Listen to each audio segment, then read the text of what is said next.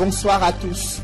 À la une de ce journal, une décision historique du chairman du SDF après 26 ans de lutte acharnée contre le régime Biya. John Fundi renonce à l'investiture du SDF dans la course pour la présidentielle 2018 en cédant le flambeau aux jeunes loups de son parti politique. Cette figure de l'opposition envoie un signal clair. En cette année électorale, une nouvelle ère politique se dessine à l'horizon et vous suivrez dans ce journal l'ambiance qui a prévalu en ce premier jour du congrès ordinaire du SDF avec nos envoyés spéciaux à Bamenda. Sur les braises, envoyés spéciaux à Bamenda.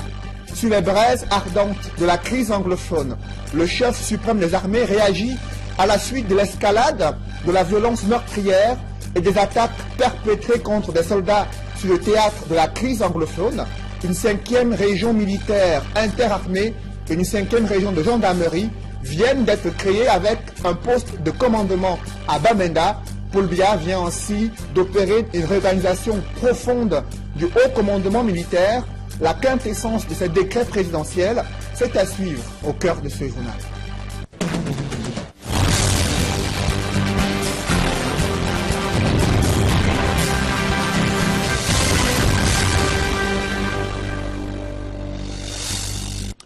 Merci de suivre cette édition complète de l'information sur Equinox Télévision. C'est un discours historique du chairman du SDF après 26 ans de lutte acharnée contre le régime Biya. John Fundi vient de confirmer qu'il n'est pas candidat pour l'investiture du SDF dans la course pour la présidentielle 2018, une annonce qui a suscité un tollé de réactions au palais des congrès à Bamenda où se tient la convention nationale du SDF. Le chairman cède ainsi le flambeau aux jeunes loups de son parti qui sont engagés dans la course pour l'investiture du SDF afin d'être le candidat de ce parti politique pour la présidentielle 2018. Des précisions avec nos envoyés spéciaux Innocent Abega, Mimi Mefo et Eric Martial Ndjomo. I will not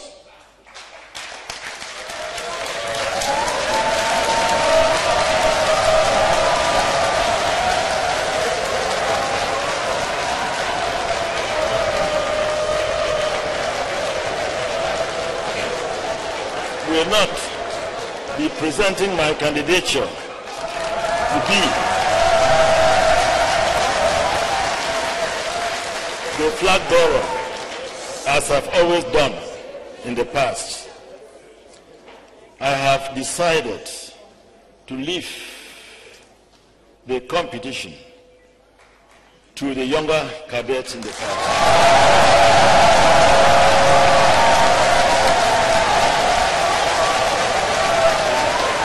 C'est par cette phrase, suivie d'un tonnerre d'applaudissements, que le chairman aura finalement officialisé ce qui n'était plus un secret de polichinelle.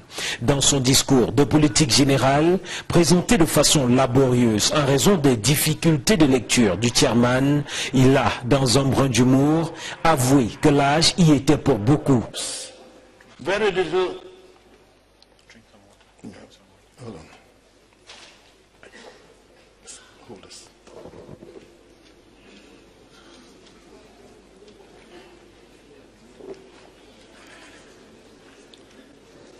You see what old age can do to a man, right?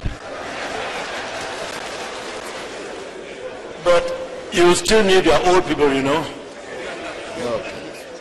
Ce congrès, qui revêt désormais un caractère historique, s'est ouvert en présence de Titus Edzoa, présenté comme invité du chairman et de nombreuses autres personnalités. 1446 congressistes ont été enregistrés en ce premier jour, ceci suit les 2004 attendus. Petit fait intriguant, dans cette maison du parti RDPC de Bamenda qui abrite des travaux, les portraits du chairman Ni John Fundi et du chef de l'État côte à côte. Cette première journée des travaux a aussi été marquée par le mot d'ordre de ville morte, largement suivi par les populations. Les commerces sont restés fermés alors que de nombreux véhicules ont stationné tout au long de la journée. Ce mot d'ordre est l'œuvre de quelques activistes de l'association qui ne voulaient pas de ce congrès dans la ville de Bamenda. Vous l'avez suivi, Ni John Fundi vient d'envoyer un signal clair en cette année électorale en renonçant à l'investiture du SDF dans la course à la présidentielle 2018. John Fundi cède la place aux jeunes loups, aux dents longues qui vont se battre dès demain, vendredi, pour obtenir l'investiture du SDF pour être candidat à l'élection présidentielle 2018. Comment les militants du SDF ont-ils accueilli cette annonce du chairman du principal parti de l'opposition au Cameroun? Élément de réponse avec ce reportage de nos envoyés spéciaux Innocent Abega, Mimi Mefo et Eric Martial Ndiomo. À la fin de ce premier jour des travaux du congrès du Social Democratic Front, il faut dire que ce sont des congressistes tout heureux qui sortent de cette salle, congressistes heureux parce qu'ils ont vécu l'histoire de cet homme charismatique, l'histoire de ce leader de l'opposition qui a décidé solennellement devant ces près de 1400 congressistes de ne pas se présenter pour la prochaine élection présidentielle, quelque chose véritablement d'historique quand on sait que dans la plupart des partis politiques, eh bien, les leaders s'accrochent et se représentent. Justement, autour de moi, ils sont nombreux, ces congressistes du Social Democratic Front. Bonsoir, monsieur. Alors, que dire au sortir de ce premier jour et surtout au sortir de cette déclaration du chairman? Nous sommes très fiers. Et beaucoup se posent la question si l'on aura désormais droit à un SDF nouveau avec ce chairman qui n'est pas candidat pour la course à la présidentielle. Certainement vous, en tant que militant du SDF qui vient de la région de l'Ouest, on peut s'attendre au sortir de ce congrès à voir un nouveau SDF émerger. Un nouveau SDF, c'est le souhait de tous les militants du SDF. Nous ne voulons pas changer le parti, mais avoir les idées renouvelées. Nous sommes très heureux de la déclaration du chairman. Le chairman a porté une pierre plus élevée dans la construction de ce pays. Nous lui devons beaucoup de respect. Merci. Alors, est-ce qu'on peut dire, vous êtes jeune, vous êtes du littoral, est-ce que vous attendiez à une telle sortie de la part du chairman? Et on a bien entendu, mais c'est très bon, c'est un très bon exemple que le chairman a montré pour le pays, pour céder l'espace aux jeunes. Et c'est ce que nous tous, les jeunes, on attendait et il nous a donné. On est très satisfaits. Ainsi s'achève donc cette première journée de ce congrès du Social Democratic Front ici au Congress Hall de Bamenda. Un congrès ou une première journée au cours de laquelle la déclaration forte faite par le chairman Ni John Fundi aura donc mis en branle pratiquement tous les congressistes. Pour le chairman, il est désormais question d'aller assez vite. C'est une course contre la montre qui va s'engager pour le compte de la deuxième journée. Une deuxième journée qui est partie pour être la dernière, puisque lors de cette deuxième journée, l'on suivra tour à tour l'élection des membres du National Executive Committee et l'élection du porte-flambeau du Social Democratic Front pour la prochaine élection présidentielle. Vous l'avez suivi avec nos envoyés spéciaux à Bamenda. Restons dans le chaudron de la crise anglophone. Bamenda qui abrite désormais des postes de commandement de la 5e région militaire interarmée et la 5e région de gendarmerie. C'est une décision du chef suprême des armées, Paul Biya, réagit ainsi à la suite de l'escalade des violences meurtrières et des attaques perpétrées contre des soldats sur le théâtre de la crise anglophone. Le président de la République a signé une série de décrets visant à réorganiser le commandement militaire et plusieurs composantes militaires au Cameroun. Évocation avec Nana Paul Sabin et Farel Bounia. Paul Biya n'a pas fait la sourde oreille.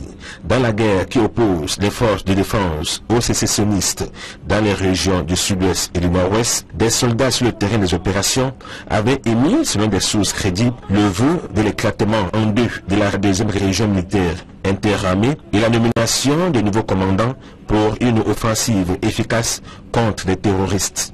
Le président de la République, chef des armées, a donc décidé d'éclater la deuxième région militaire interarmée numéro 2. Auparavant, cette deuxième région avait pour ressort territorial les régions du littoral, de l'ouest, du nord-ouest et du sud-ouest, avec poste de commandement basé à Douala. Désormais, cette deuxième région militaire interarmée comptera seulement 2 régions, à savoir le littoral et le sud-ouest. Les 2 autres, l'ouest et le nord-ouest, forment une nouvelle région dénommée 5e région militaire interarmée avec poste de commandement basé à Bamenda. Un autre décret présidentiel fait un découpage identique pour ce qui est de la 2e région de gendarmerie. Pour commander la nouvelle 5e région militaire interarmée qui couvre l'ouest et le nord-ouest, le chef de l'État a nommé le général de brigade Aga Robinson.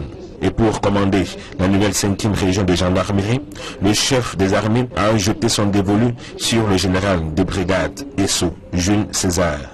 En définitive, Bamenda, chef-lieu du Nord-Ouest, l'une des 2 régions qui subissent les exactions des sécessionnistes, abrite désormais un poste de commandement d'une région militaire interarmée et aussi un poste de commandement d'une région de gendarmerie. Ainsi, les postes de commandement sont rapprochés des terrains d'opération dans l'espoir de neutraliser définitivement les rebelles qui ont pour cible privilégiée les éléments des forces de défense et de sécurité.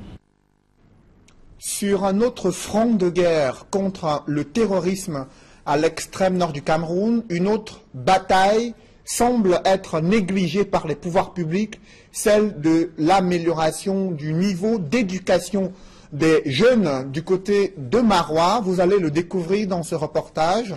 Un CES situé dans l'arrondissement de Marois 3e, là où les habitants, du moins les jeunes, sont contraints d'apprendre les cours dans des conditions inhumaines. Les responsables de ce CES crient à l'aide depuis de nombreux mois et rien n'est fait jusqu'ici. C'est le reportage de Amadou Daïrou et Julingue Nyandé. Sous quelques feuilles de paille soutenues par des poteaux de fortune, les élèves reçoivent leurs leçons. Nous sommes au CS de Guinadi, localité située à 40 km de l'arrondissement de Marois 3e, département du Diamaré, région de l'extrême nord. L'établissement scolaire est construit en plein air. À tout moment, les apprenants peuvent recevoir une visite inopinée des animaux sauvages. Ne perdez pas du temps ici à chercher un point d'eau ou encore les latrines. Chacun se débrouille comme il peut. Ce qui tient lieu d'établissement scolaire est en fait le fruit des contributions financières de la 50aine de pensionnaires qui constituent son effectif. Le directeur de l'établissement scolaire, lui aussi n'ayant pas de bureau, se sert de son engin à 2 roues pour signer les bulletins de notes ou autres documents administratifs. Nous sommes dans le vide. Lorsque vous-même vous observez tout autour de vous, il n'y a rien. Une chose dont nous bénéficions, c'est le site. C'est le vide. Et rien de même emploi dont nous n'avons pas, ce n'est pas les bureaux que nous allons en avoir. Donc, comme il n'y a pas de bureau, nous sommes occupés à donner cours. Et la triste expérience, c'est qu'un jour, je m'étais hasardé à venir faire mon travail. Le vent m'a fait courir. Ça veut dire que pendant les périodes pluvieuses, il n'y a pas de cours. Et nous présentons nos premiers candidats cette année au BPC. Dans une région de l'extrême nord, comptée parmi les moins scolarisés au Cameroun, le CS de Guinadi renseigne sur le niveau d'effort consenti par les pouvoirs publics pour inverser la courbe. Dans le reste de l'actualité, plusieurs tonnes de produits laitiers de marque Lactalis ont été détruites lors d'une opération qui a été suivie par le ministre du Commerce à Douala. Vous le savez, ces produits ont été déclarés nocifs pour la santé, notamment des enfants, et ce n'est que depuis quelques jours que les autorités camerounaises ont décidé d'extirper ces produits des marchés et grandes surfaces. Le ministre du Commerce promet que l'opération va se poursuivre dans les principales villes du Cameroun. Reportage Gladys Sidier et Equa Claude. L'opération a peut-être été lancée tard, selon plusieurs, mais on y est. 47 tonnes de produits laitiers de marque Lactalis détruits à Douala. À l'issue d'une campagne de répression lancée dans les marchés et autres grandes surfaces par les équipes de la brigade de contrôle et de répression des fraudes du ministère du Commerce. Ils viennent donc par des circuits qui sont forcément connus, maîtrisés, notamment la voie maritime, peut-être même la voie aérienne, mais à ce niveau-là également avec les différents services de notre administration. Je pense en particulier au service de la douane. Nous avons mis des filets, j'allais dire, suffisamment étanches qu'aucun des cartons ne puisse s'infiltrer et sortir pour se retrouver sur eux. Nous avons plutôt agi en amont, c'est-à-dire en amont, en interceptant. Parmi ces produits, il y a des conteneurs, mais il y avait des conteneurs, des produits qui n'étaient même pas encore distribués sur le marché. Il y en a qu'on a retrouvés dans les grandes surfaces, dans les marchés. Nous le ferons avec détermination, nous devons protéger nos consommateurs. L'opération de saisie et de destruction de ces produits est une action qui doit se pérenniser selon les défenseurs des droits des consommateurs au Cameroun. Alors, ça va servir des ans parce que auparavant on se demandait où allaient les produits périmés dans ce territoire camerounais. Alors ça c'est un coup de chapeau à qui nous disons merci, mais il faut attirer l'attention des consommateurs. Ils doivent être vigilants pour ne plus tomber dans ce gabegie. Il y a eu 47 tonnes saisies, mais on se dit que ce n'est pas tout. Il y a encore dans les marchés, surtout dans les coins reculés du village. Les ménagers en consomment, les nourrissons en consomment. Si l'initiative est ici saluée, les consommateurs décrient tout de même la communication faite autour de cette opération. Il reste difficile d'identifier les produits dangereux.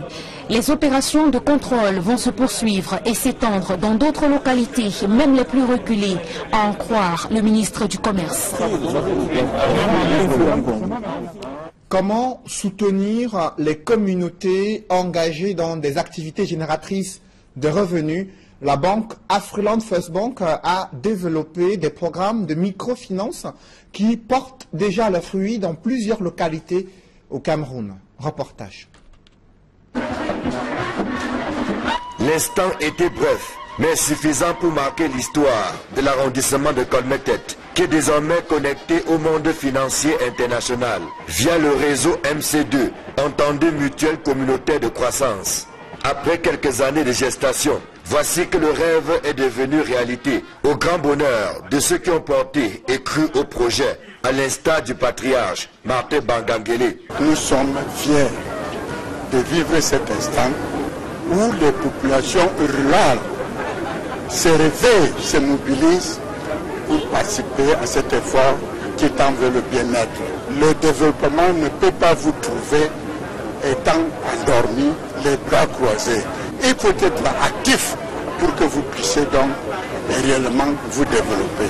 Et c'est pour ça que, avec cette naissance de MC2, d'un Kolmetet, nous espérons que toutes les populations de Nyon et Sceaux puissent vraiment se mettre debout et aller vers le développement. C'est notre espoir et je crois qu'avec un peu plus de volonté, nous y arriverons. Avec la MC2 de Kolmetet, la 4e du genre dans le département du Nyon et Sceaux, les populations disposent désormais d'une précieuse clé, celle qui leur ouvre grandement les portes du développement. Tant il est vrai que le modèle MC2 offre une gamme variée d'instruments financiers adaptés, qu'il s'agisse de l'épargne, du crédit, du transfert, d'autres services bancaires et même de la micro-assurance. C'est une banque qui se veut une banque qui suscite le développement, une banque qui accompagne les populations et une banque qui vient affranchir les populations de la pauvreté. Nous avons reçu beaucoup de promesses d'accompagnement financier et nous pensons les mettre à la disposition des populations pour un développement tout azimut. Le tout premier top management de la MC2 de Kolmetet a du pain sur la planche. En mettant sur pied votre MC2, vous avez décidé de déclarer la guerre à un ennemi redoutable. Cet ennemi, c'est la pauvreté et son cortège de misère. Cette guerre, c'est la guerre pour la dignité de notre communauté. Cette déclaration de guerre est une victoire en continuant de mettre ensemble les moyens et les compétences de notre communauté. La pauvreté à Colmetec ne sera demain qu'un triste souvenir. En exaltant cette approche endogène de développement, le gouvernement a invité les populations à adhérer massivement au concept. Quant au conseil d'administration, il doit faire preuve de transparence, d'équité et d'honnêteté afin que les résultats escomptés soient atteints. La MC2 constitue un partenariat gagnant-gagnant entre le gouvernement et le secteur privé au bénéfice des populations. Ce que nous avons donc donné comme conseil, c'est que à partir du moment où cette institut leur appartient, ça deviendra ce qu'eux-mêmes voudront que ça devienne. C'est pour ça qu'ils devront d'abord épargner et en plus avoir des crédits et rembourser les crédits. Aux gestionnaires, nous leur avons dit de gérer en bon père de famille parce que ce sont des fonds privés qu'on met à leur disposition. Mise en route depuis 1992 avec le soutien technique d'Afriland First Bank et de l'ONG ADAF, le modèle MC2 est une réussite sur toute la ligne. Il s'appuie essentiellement sur le dynamisme des populations qui acceptent de prendre le destin en main en leur offrant des services financiers innovants. En intégrant cet ambitieux réseau, Colmetec rêve grand pour son développement.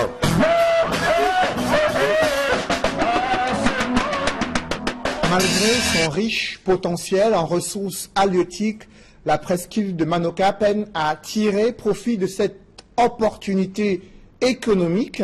Le ministre de l'économie, de la planification et l'aménagement du territoire s'est rendu sur place pour toucher du doigt la nécessité de construire une unité spécifique de conservation des poissons afin de réduire les pertes et aussi de pouvoir mettre fin à l'importation massive des poissons au Cameroun. Un protocole d'accord a été signé entre les autorités camerounaises et les autorités locales en vue de la construction de cette unité de conservation des poissons sur la presqu'île de Manoka.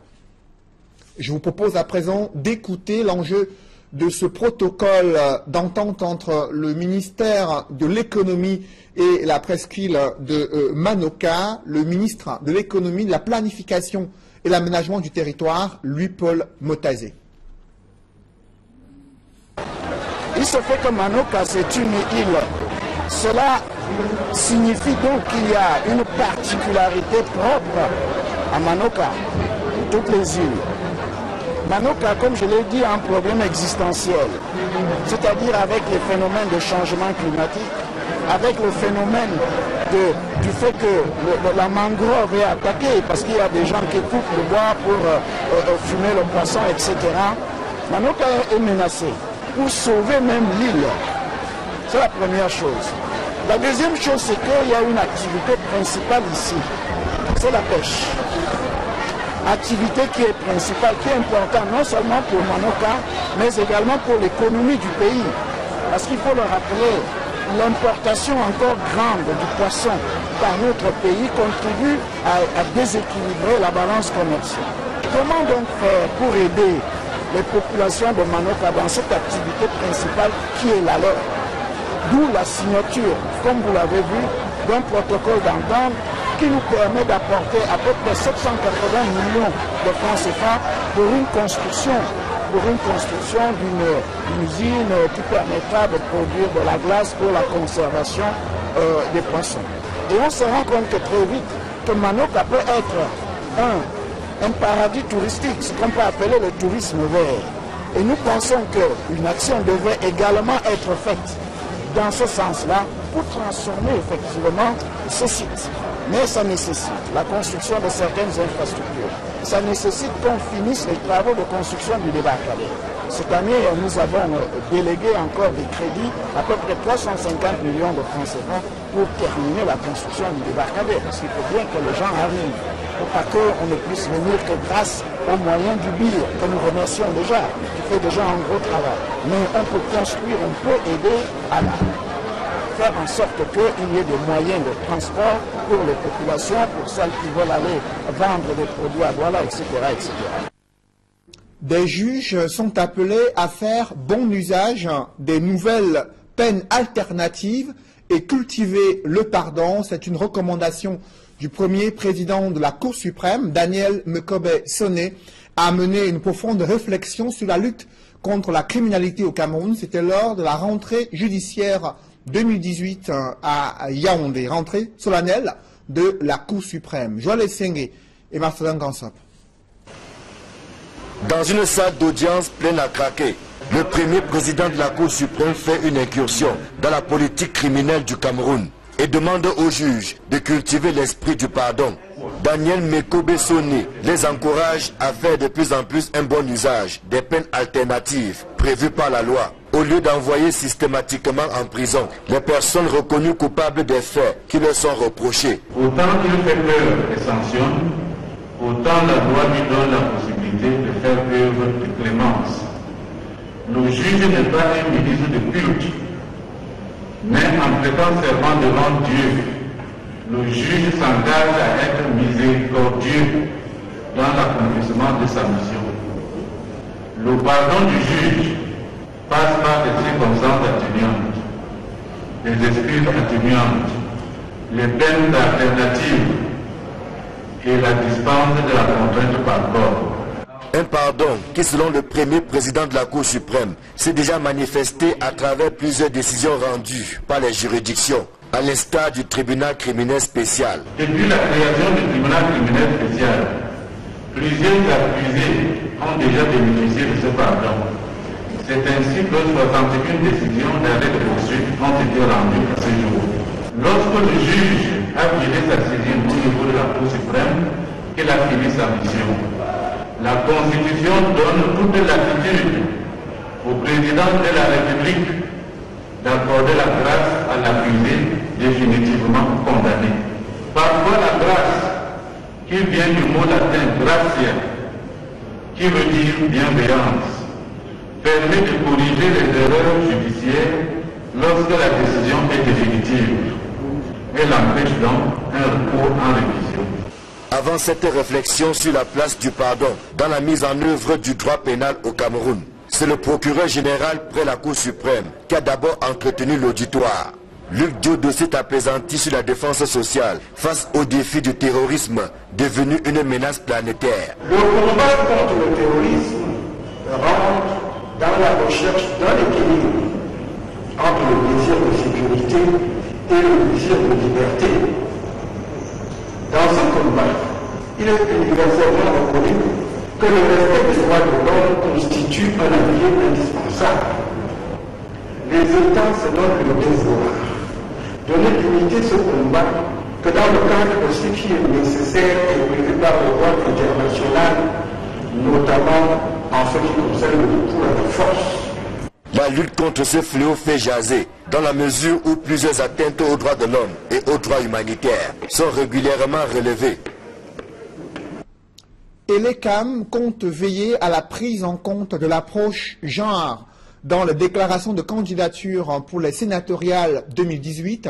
Eno Abraham Egbe a fait cette promesse aux activistes politiques féministes qui sont engagés pour l'implication des femmes dans la gestion de la vie publique au Cameroun. Elle souhaite que le président du conseil électoral rejette toutes les listes de candidatures non inclusives pour les sénatoriales 2018. Joël Essengé et Marcelin Gansop.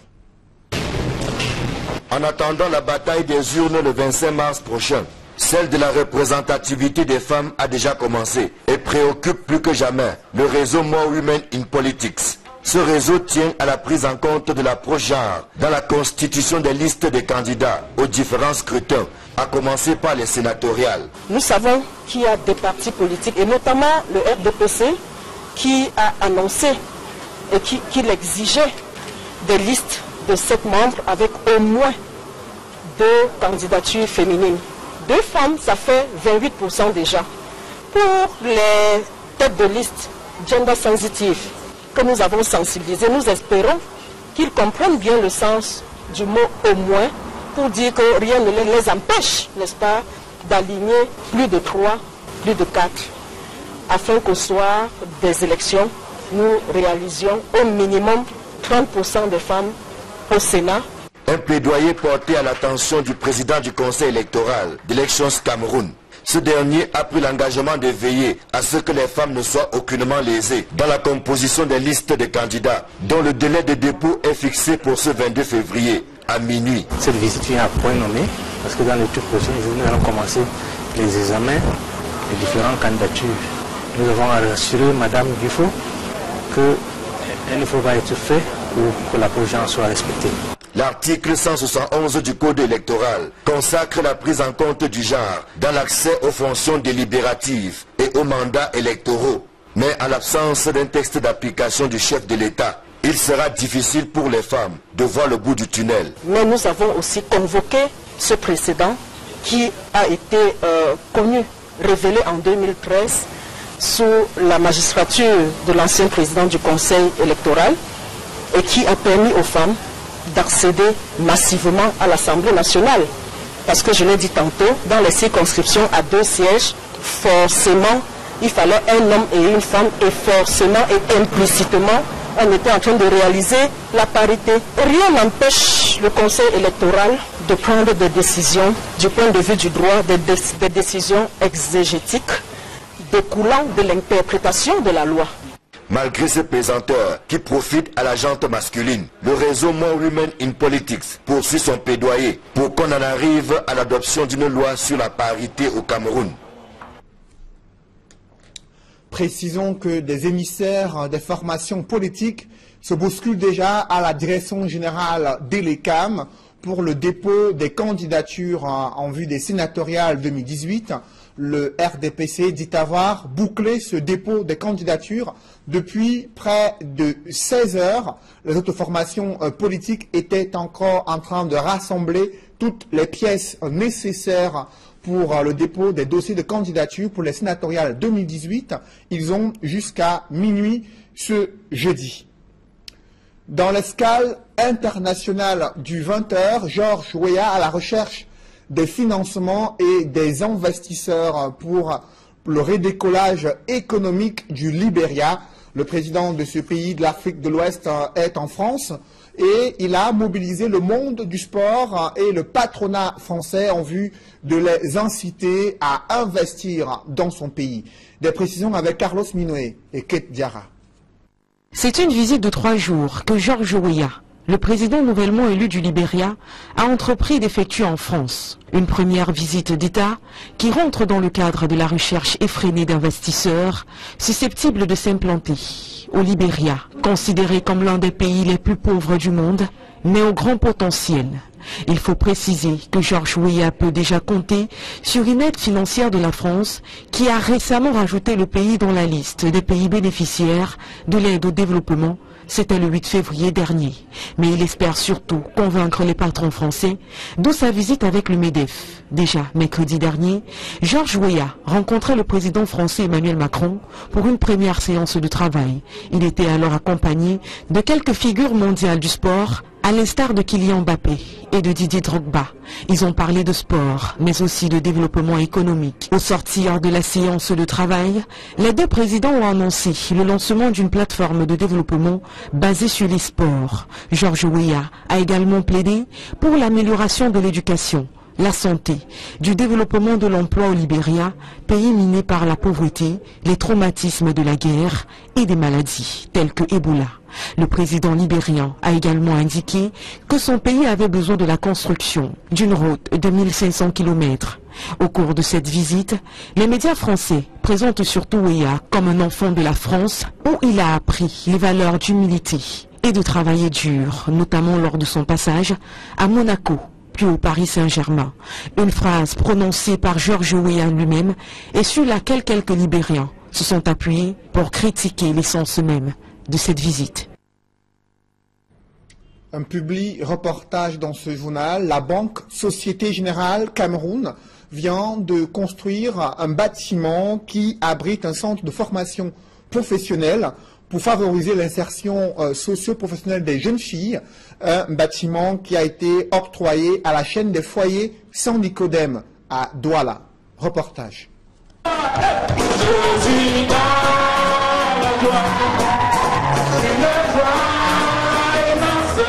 L'histoire d'amour qui existe entre Société Générale Cameroun et la chaîne des foyers Saint-Nicodème se consolide davantage. À côté des multiples donations déjà opérées dans la ville de Douala, Société Générale Cameroun vient d'inaugurer le centre de formation professionnelle Art et Style situé à Niala. Un bâtiment flambant neuf comprenant diverses salles représentant plusieurs ateliers, couture, coiffure, esthétique, poterie, garderie et bien d'autres. Nous, Société Générale Cameroun et les foyers Saint-Nicodème, c'est 8 ans d'histoire maintenant, on a commencé en 2010. On y est allé au départ parce que leurs initiatives d'insertion nous plaisaient. Et depuis toutes ces années, on est année après année convaincu qu'il faut continuer. L'année dernière, notre ambition était l'insertion des filles au sein de la société camerounaise. Et donc on a adhéré à ce projet là que vous avez derrière moi, de réflexion de ce bâtiment pour en faire un lieu de formation pour les jeunes filles de Douala, pour qu'elles aient ensuite un métier et quelque chose en main. Une histoire d'amour qui n'est pas prête de s'arrêter de sitôt, tellement le besoin d'aider est immense, que ce soit pour les jeunes filles ou pour les orphelins. Société Générale Cameroun compte aller plus loin dans son élan de cœur. On a investi l'année dernière, Société Générale dans son ensemble, 22 millions de francs CFA dans le bâtiment que vous voyez derrière. Et Société Générale Group va donner à nouveau 12 millions de francs CFA cette année. Les jeunes filles en décrochage scolaire ont ainsi la possibilité d'acquérir des connaissances dans un métier précis, d'établir leur plan de carrière et surtout de subvenir à leurs besoins, en bref, d'être autonomes. Et cette vision est partagée par les femmes de Société Générale Cameroun qui, elles aussi, réunies au sein de l'association de leur entreprise, n'hésitent pas à se mobiliser en masse pour la bonne cause. Notre association porte plus sur l'aspect de la santé. Nous sommes une mutuelle de personnel. L'adhésion est libre, ça veut dire qu'il y a l'engouement du personnel à adhérer. Et c'est une mutualisation, ça veut dire qu'on se soutient dans la prise en charge des malades. Nous, en tant que femmes, nous pensons qu'on avait le devoir de les accompagner, de les encadrer. Et c'est peut-être la raison que vous avez vu un grand nombre de femmes aujourd'hui. Le centre de formation professionnelle Art et Style de Niala compte une quarantaine d'adolescentes déterminées à se faire une place de choix dans la société. On réadmet, n'est-ce pas, des jeunes à la découverte, n'est-ce pas, de l'entreprise à travers la Société Générale. Donc ça, c'est une des choses hyper importantes dans ce nouvel engagement de la Société Générale.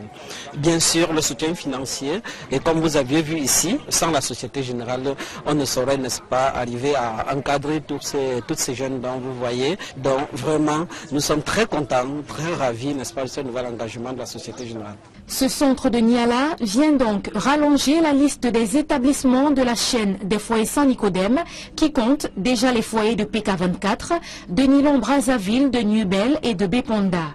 Depuis 2010, en effet, Société Générale Cameroun apporte son soutien aux enfants des foyers Saint-Nicodème. Depuis 2016, la fondation d'entreprise Société Générale de Paris s'est joint à cet élan de cœur afin de mener à bien les activités de construction du foyer de Niala.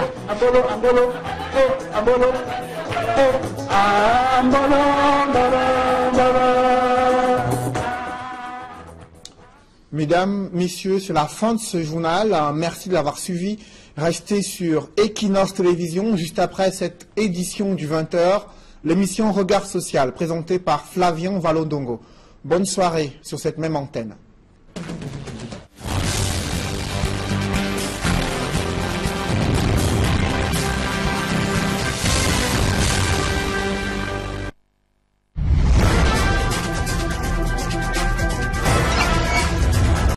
Qui doit se pérenniser selon les défenseurs des droits des consommateurs au Cameroun. Alors, ça va servir d'exemple parce que auparavant on se demandait où allaient les produits périmés dans ce territoire camerounais.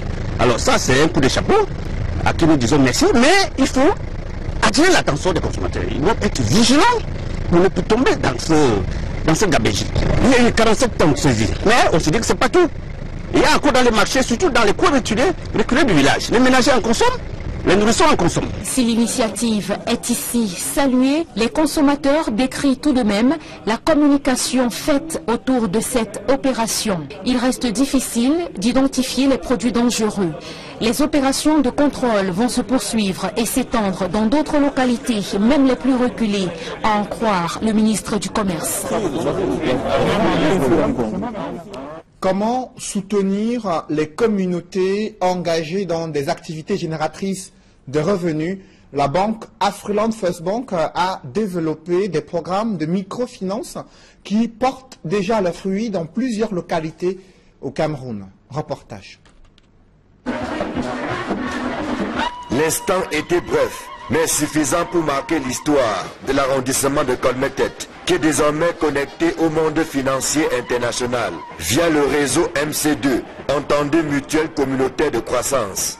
Après quelques années de gestation, voici que le rêve est devenu réalité, au grand bonheur de ceux qui ont porté et cru au projet, à l'instar du patriarche Martin Bangangele. Nous sommes fiers de vivre cet instant où les populations rurales se réveillent, se mobilisent pour participer à cet effort qui tend vers le bien-être. Le développement ne peut pas vous trouver étant endormi, les bras croisés.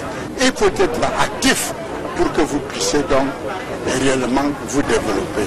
Et c'est pour ça que, avec cette naissance de MC2, d'un Colmetet, nous espérons que toutes les populations de Lyon et Sceaux puissent vraiment se mettre debout et aller vers le développement. C'est notre espoir et je crois qu'avec un peu plus de volonté, nous y arriverons. Avec la MC2 de Colmetet, la 4e du genre dans le département d'Union et Sceaux, les populations disposent désormais d'une précieuse clé, celle qui leur ouvre grandement les portes du développement. Tant il est vrai que le modèle MC2 offre une gamme variée d'instruments financiers adaptés, qu'il s'agisse de l'épargne, du crédit, du transfert, d'autres services bancaires et même de la micro-assurance. C'est une banque qui se veut une banque qui suscite le développement, une banque qui accompagne les populations et une banque qui vient affranchir les populations de la pauvreté. Nous avons reçu beaucoup de promesses d'accompagnement financier et nous pensons les mettre à la disposition des populations pour un développement tout azimut. Le tout premier top management de la MC2 de Colmetet a du pain sur la planche. En mettant sur pied votre MC2, vous avez décidé de déclarer la guerre à un ennemi redoutable. Cet ennemi, c'est la pauvreté et son cortège de misère. Cette guerre, c'est la guerre pour la dignité de notre communauté. Cette déclaration de guerre est déjà en elle-même une victoire. En continuant de mettre ensemble les moyens et les compétences de notre communauté, la pauvreté à Colmetet ne sera demain qu'un triste souvenir. En exaltant cette approche endogène de développement, le gouvernement a invité les populations à adhérer massivement au concept. Quant au conseil d'administration, il doit faire preuve de transparence, d'équité et d'honnêteté afin que les résultats escomptés soient atteints. La MC2 constitue un partenariat gagnant-gagnant entre le gouvernement et le secteur privé au bénéfice des populations. Ce que nous avons donc donné comme conseil, c'est que à partir du moment où cette institut leur appartient, ça deviendra ce qu'eux-mêmes voudront que ça devienne. C'est pour ça qu'ils devront d'abord épargner et en plus avoir des crédits et rembourser les crédits. Aux gestionnaires, nous leur avons dit de gérer en bon père de famille parce que ce sont des fonds privés qu'on met à leur disposition. Mise en route depuis 1992 avec le soutien technique d'Afriland First Bank et de l'ONG ADAF, le modèle MC2 est une réussite sur toute la ligne. Il s'appuie essentiellement sur le dynamisme des populations qui acceptent de prendre le destin en main en leur offrant des services financiers innovants. En intégrant cet ambitieux réseau, Colmetet rêve grand pour son développement. 5e région militaire interarmée qui couvre l'ouest et le nord-ouest, le chef de l'État a nommé le général de brigade Aga Robinson. Et pour commander la nouvelle 5e région de gendarmerie, le chef des armées a jeté son dévolu sur le général de brigade Esso, Jules César. En définitive, Bamenda, chef-lieu du Nord-Ouest, l'une des 2 régions qui subissent les exactions des sécessionnistes, abrite désormais un poste de commandement d'une région militaire interarmée et aussi un poste de commandement d'une région de gendarmerie. Ainsi, Les postes de commandement sont rapprochés des terrains d'opération dans l'espoir de neutraliser définitivement les rebelles qui ont pour cible privilégiée les éléments des forces de défense et de sécurité. Sur un autre front de guerre contre le terrorisme à l'extrême nord du Cameroun, une autre bataille semble être négligée par les pouvoirs publics, celle de l'amélioration du niveau d'éducation des jeunes du côté de Marois. Vous allez le découvrir dans ce reportage. Un CES situé dans l'arrondissement de Marois 3e, là où les habitants, du moins les jeunes, sont contraints d'apprendre les cours dans des conditions inhumaines. Les responsables de ce CES crient à l'aide depuis de nombreux mois et rien n'est fait jusqu'ici. C'est le reportage de Amadou Daïrou et Julingue Nyondé. Sous quelques feuilles de paille soutenues par des poteaux de fortune, les élèves reçoivent leurs leçons. Nous sommes au CS de Guinadi, localité située à 40 km de l'arrondissement de Marois 3e, département du Diamaré, région de l'extrême nord. L'établissement scolaire est construit en plein air. À tout moment, les apprenants peuvent recevoir une visite inopinée des animaux sauvages. Ne perdez pas du temps ici à chercher un point d'eau ou encore les latrines. Chacun se débrouille comme il peut. Ce qui tient lieu d'établissement scolaire est en fait le fruit des contributions financières de la cinquantaine de pensionnaires qui constituent son effectif. Le directeur de l'établissement scolaire, lui aussi n'ayant pas de bureau, se sert de son engin à 2 roues pour signer les bulletins de notes ou autres documents administratifs. Nous sommes dans le vide. Lorsque vous-même vous observez tout autour de vous, il n'y a rien. Une chose dont nous bénéficions, c'est le site. C'est le vide. Et rien de même un point dont nous n'avons pas, ce n'est pas les bureaux que nous allons en avoir. Donc, comme il n'y a pas de bureau, nous sommes occupés à donner cours. Et la triste expérience, c'est qu'un jour, je m'étais hasardé à venir faire mon travail. Le vent m'a fait courir. Ça veut dire que pendant les périodes pluvieuses, il n'y a pas de cours. Et nous présentons nos premiers candidats cette année au BPC. Dans une région de l'extrême nord, comptée parmi les moins scolarisés au Cameroun, le CS de Guinadi renseigne sur le niveau d'effort consenti par les pouvoirs publics pour inverser la courbe. Dans le reste de l'actualité, plusieurs tonnes de produits laitiers de marque Lactalis ont été détruites lors d'une opération qui a été suivie par le ministre du Commerce à Douala. Vous le savez, ces produits ont été déclarés nocifs pour la santé, notamment des enfants, et ce n'est que depuis quelques jours que les autorités camerounaises ont décidé d'extirper ces produits des marchés et grandes surfaces. Le ministre du Commerce promet que l'opération va se poursuivre dans les principales villes du Cameroun. Reportage Gladys Sidier et Equa Claude. L'opération a peut-être été lancée tard, selon plusieurs, mais on y est. 47 tonnes de produits laitiers de marque Lactalis détruits à Douala.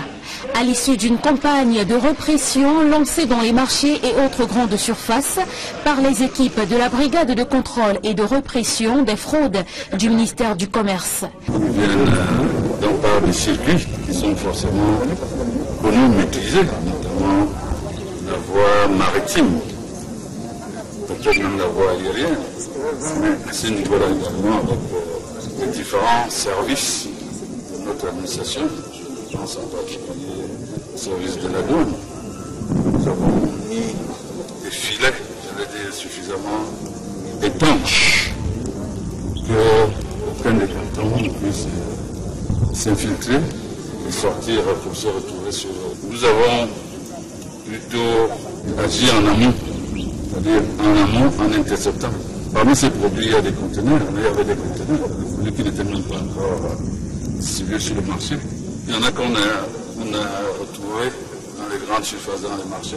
Nous le ferons avec détermination, nous devons protéger nos consommateurs. L'opération de saisie et de destruction de ces produits est une... Qui vient d'envoyer un signal clair en cette année électorale en renonçant à l'investiture du SDF dans la course à la présidentielle 2018. John Fundi cède la place aux jeunes loups, aux dents longues, qui vont se battre dès demain, vendredi, pour obtenir l'investiture du SDF pour être candidat à l'élection présidentielle 2018. Comment les militants du SDF ont-ils accueilli cette annonce du chairman du principal parti de l'opposition au Cameroun? Élément de réponse avec ce reportage de nos envoyés spéciaux Innocent Abega, Mimi Mefo et Eric Martial Diomo. À la fin de ce premier jour des travaux du congrès du Social Democratic Front, il faut dire que ce sont des congressistes tout heureux qui sortent de cette salle, congressistes heureux parce qu'ils ont vécu l'histoire de cet homme charismatique, l'histoire de ce leader de l'opposition qui a décidé solennellement devant ces près de 1400 congressistes de ne pas se présenter pour la prochaine élection présidentielle, quelque chose véritablement d'historique quand on sait que dans la plupart des partis politiques, eh bien, les leaders s'accrochent et se représentent. Justement, autour de moi, ils sont nombreux, ces congressistes du Social Democratic Front. Bonsoir, monsieur. Alors, que dire au sortir de ce premier jour et surtout au sortir de cette déclaration du chairman? Nous sommes très fiers. Et beaucoup se posent la question si l'on aura désormais droit à un SDF nouveau avec ce chairman qui n'est pas candidat pour la course à la présidentielle. Certainement vous, en tant que militant du SDF qui vient de la région de l'Ouest, on peut s'attendre au sortir de ce congrès à voir un nouveau SDF émerger. Un nouveau SDF, c'est le souhait de tous les militants du SDF. Nous ne voulons pas changer le parti, mais avoir les idées renouvelées. Nous sommes très heureux de la déclaration du chairman. Le chairman a porté une pierre plus élevée dans la construction de ce pays. Nous lui devons beaucoup de respect. Merci. Alors, est-ce qu'on peut dire, vous êtes jeune, vous êtes du littoral, est-ce que vous vous attendiez à une telle sortie de la part du chairman? Et on a bien entendu, mais c'est très bon, c'est un très bon exemple que le chairman a montré pour le pays, pour céder l'espace aux jeunes. Et c'est ce que nous tous, les jeunes, on attendait et il nous a donné. On est très satisfaits. Ainsi s'achève donc cette première journée de ce congrès du Social Democratic Front ici au Congress Hall de Bamenda. Un congrès ou une première journée au cours de laquelle la déclaration forte faite par le chairman John Fundi aura donc mis en branle pratiquement tous les congressistes. Pour le chairman, il est désormais question d'aller assez vite. C'est une course contre la montre qui va s'engager pour le compte de la deuxième journée. Une deuxième journée qui est partie pour être la dernière, puisque lors de cette deuxième journée, l'on suivra tour à tour l'élection des membres du National Executive Committee et l'élection du porte-flambeau du Social Democratic Front pour la prochaine élection présidentielle. Vous l'avez suivi avec nos envoyés spéciaux à Bamenda. Restons dans le chaudron de la crise anglophone. Bamenda qui abrite désormais des postes de commandement de la 5e région militaire interarmée et la 5e région de gendarmerie. C'est une décision du chef suprême des armées, Paul Biya, réagit ainsi à la suite de l'escalade des violences meurtrières et des attaques perpétrées contre des soldats sur le théâtre de la crise anglophone. Le président de la République a signé une série de décrets visant à réorganiser le commandement militaire et plusieurs composantes militaires au Cameroun. Évocation avec Nana Paul Sabin et Farel Bounia. Paul Biya n'a pas fait la sourde oreille. Dans la guerre qui oppose les forces de défense aux sécessionnistes dans les régions du sud-ouest et du nord-ouest, des soldats sur le terrain des opérations avaient émis, selon des sources crédibles, le vœu de l'éclatement en deux de la 2e région militaire interarmée et la nomination de nouveaux commandants pour une offensive efficace contre les terroristes. Le président de la République, chef des armées, a donc décidé d'éclater la 2e région militaire interarmée numéro 2. Auparavant, cette 2e région avait pour ressort territorial les régions du littoral, de l'ouest, du nord-ouest et du sud-ouest, avec poste de commandement basé à Douala. Désormais, cette 2e région militaire interarmée comptera seulement 2 régions, à savoir le littoral et le sud-ouest. Les 2 autres, l'ouest et le nord-ouest, forment une nouvelle région dénommée 5e région militaire interarmée avec poste de commandement basé à Bamenda. Un autre décret présidentiel fait un découpage identique pour ce qui est de la 2e région de gendarmerie. Pour commander la nouvelle... Malgré son riche potentiel en ressources halieutiques, la presqu'île de Manoka peine à tirer profit de cette opportunité économique. Le ministre de l'économie, de la planification et l'aménagement du territoire s'est rendu sur place pour toucher du doigt la nécessité de construire une unité spécifique de conservation des poissons afin de réduire les pertes et aussi de pouvoir mettre fin à l'importation massive des poissons au Cameroun. Un protocole d'accord a été signé entre les autorités camerounaises et les autorités locales en vue de la construction de cette unité de conservation des poissons sur la presqu'île de Manoka. Je vous propose à présent d'écouter l'enjeu de ce protocole d'entente entre le ministère de l'économie et la presqu'île de Manoka, le ministre de l'économie, de la planification et l'aménagement du territoire, Louis-Paul Motazé. Il se fait que Manoka, c'est une île. Cela signifie donc qu'il y a une particularité propre à Manoka, toutes les îles. Manoka, comme je l'ai dit, a un problème existentiel, c'est-à-dire avec les phénomènes de changement climatique, avec le phénomène du fait que la mangrove est attaquée, parce qu'il y a des gens qui coupent le bois pour fumer le poisson, etc. Manoka est menacée. Pour sauver même l'île, c'est la première chose. La deuxième chose, c'est qu'il y a une activité principale ici, c'est la pêche. Activité qui est principale, qui est importante non seulement pour Manoka, mais également pour l'économie du pays. Parce qu'il faut le rappeler, l'importation encore grande du poisson par notre pays contribue à déséquilibrer la balance commerciale. Comment donc faire pour aider les populations de Manoka dans cette activité principale qui est la leur? D'où la signature, comme vous l'avez vu, d'un protocole d'entente qui nous permet d'apporter à peu près 780 millions de francs CFA pour une construction d'une usine qui permettra de produire de la glace pour la conservation des poissons. Et on se rend compte que très vite que Manoka peut être un paradis touristique, ce qu'on peut appeler le tourisme vert. Et nous pensons qu'une action devrait également être faite dans ce sens-là pour transformer effectivement ce site. Mais ça nécessite la construction de certaines infrastructures. Ça nécessite qu'on finisse les travaux de construction du débarcadère. Cette année, nous avons délégué encore des crédits, à peu près 350 millions de francs CFA pour terminer la construction du débarcadère. Parce qu'il faut bien que les gens arrivent. Il ne faut pas qu'on ne puisse venir que grâce aux moyens du BIR, que nous remercions déjà, qui fait déjà un gros travail. Mais on peut construire, on peut aider à faire en sorte qu'il y ait des moyens de transport pour les populations, pour celles qui veulent aller vendre des produits à Douala, etc., etc. Des juges sont appelés à faire bon usage des nouvelles peines alternatives et cultiver le pardon. C'est une recommandation du premier président de la Cour suprême, Daniel Mekobe-Soné, a mené une profonde réflexion sur la lutte contre la criminalité au Cameroun. C'était lors de la rentrée judiciaire 2018 à Yaoundé, rentrée solennelle de la Cour suprême. Joël Essenge et Marcelin Gansop. Dans une salle d'audience pleine à craquer, le premier président de la Cour suprême fait une incursion dans la politique criminelle du Cameroun et demande aux juges de cultiver l'esprit du pardon.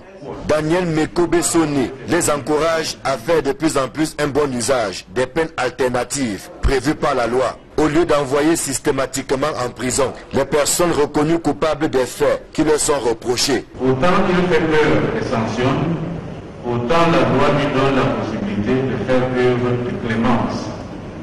Le juge n'est pas un ministre de culte, mais en prêtant serment devant Dieu, le juge s'engage à être miséricordieux dans l'accomplissement de sa mission. Le pardon du juge passe par des circonstances atténuantes, des excuses atténuantes, les peines alternatives et la dispense de la contrainte par corps. Un pardon qui, selon le premier président de la Cour suprême, s'est déjà manifesté à travers plusieurs décisions rendues par les juridictions, à l'instar du tribunal criminel spécial. Depuis la création du tribunal criminel spécial, plusieurs accusés ont déjà bénéficié de ce pardon. C'est ainsi que 61 décisions d'arrêt de...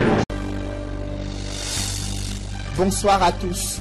À la une de ce journal, une décision historique du chairman du SDF après 26 ans de lutte acharnée contre le régime Biya. John Fundi renonce à l'investiture du SDF dans la course pour la présidentielle 2018 en cédant le flambeau aux jeunes loups de son parti politique. Cette figure de l'opposition envoie un signal clair en cette année électorale. Une nouvelle ère politique se dessine à l'horizon et vous suivrez dans ce journal l'ambiance qui a prévalu en ce premier jour du congrès ordinaire du SDF avec nos envoyés spéciaux à Bamenda. Sur les braises, envoyés spéciaux à Bamenda. Sur les braises ardentes de la crise anglophone, le chef suprême des armées réagit à la suite de l'escalade de la violence meurtrière et des attaques perpétrées contre des soldats sur le théâtre de la crise anglophone. Une 5e région militaire interarmée et une 5e région de gendarmerie viennent d'être créées avec un poste de commandement à Bamenda. Paul Biya vient ainsi d'opérer une réorganisation profonde du haut commandement militaire. La quintessence de ce décret présidentiel, c'est à suivre au cœur de ce journal.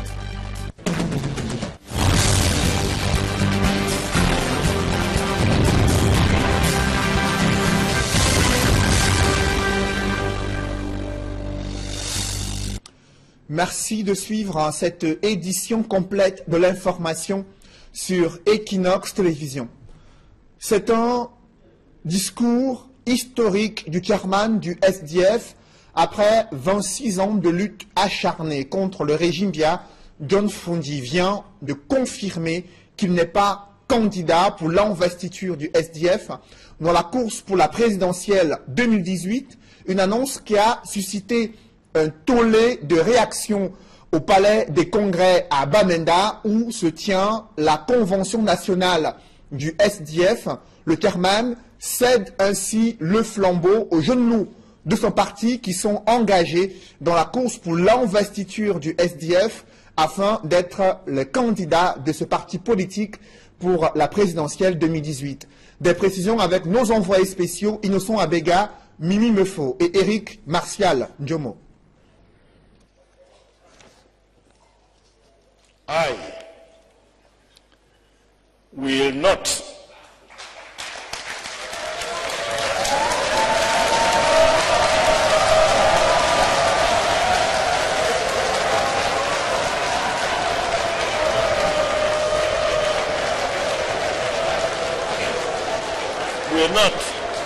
be presenting my candidature to be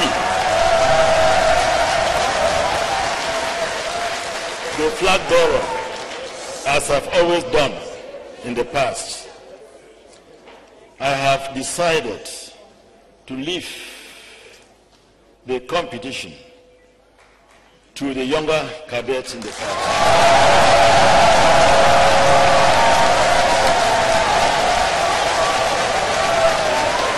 C'est par cette phrase, suivie d'un tonnerre d'applaudissements, que le chairman aura finalement officialisé ce qui n'était plus un secret de polichinelle. Dans son discours de politique générale, présenté de façon laborieuse en raison des difficultés de lecture du chairman, il a, dans un brin d'humour, avoué que l'âge y était pour beaucoup. Very little. Hold on. Hold this.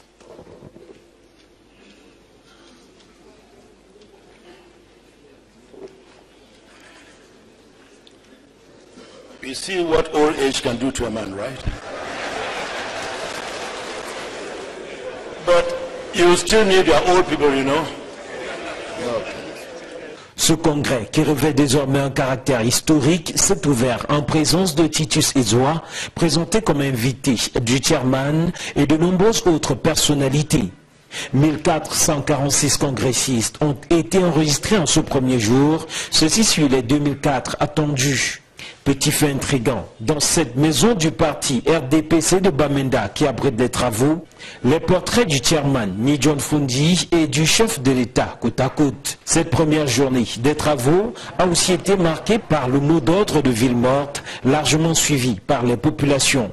Les commerces sont restés fermés alors que de nombreux véhicules ont stationné tout au long de la journée. Ce mot d'ordre est l'œuvre de quelques activistes de l'association qui ne voulaient pas de ce congrès dans la ville de Bamenda. Vous l'avez suivi, Ni John Fundi